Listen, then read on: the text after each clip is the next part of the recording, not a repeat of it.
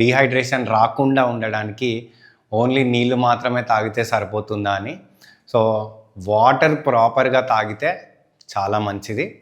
వాటర్తో పాటు you can also add coconut water, కొబ్బరి నీళ్ళు కానీ, లేదంటే మజ్జిగ కానీ, లేదంటే రాగి జావా కానీ. సో ఇలాంటి న్యాచురల్ ఫ్లూయిడ్స్ తీసుకోండి, లేదంటే ఏదన్నా పళ్ళ రసాలు, ఫ్రూట్ జ్యూసెస్ కానీ. సో ఇవి న్యాచురల్ ఫ్లూయిడ్స్ తీసుకోండి. సో దయచేసి మై రిక్వెస్ట్, మార్కెట్లో దొరికే రెడీమేడ్ జ్యూసులు ఇలాంటివి అయితే అస్సలు తీసుకోకండి.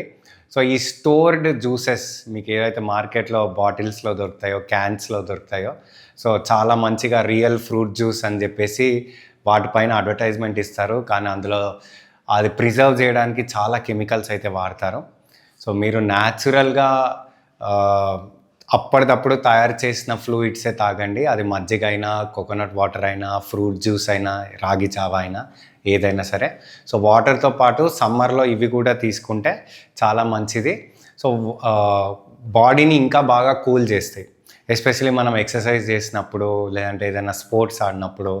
సో వాటర్ కాకుండా ఈ ఎక్స్ట్రా ఫ్లూయిడ్స్ తీసుకోవడం వల్ల బాడీ ఇంకా బాగా కూల్ అవుతుంది. ఈ సమ్మర్ హీట్ని మనం బీట్ చేయడానికి ఇది ఒక మంచి టెక్నిక్ లాగా పనిచేస్తుంది.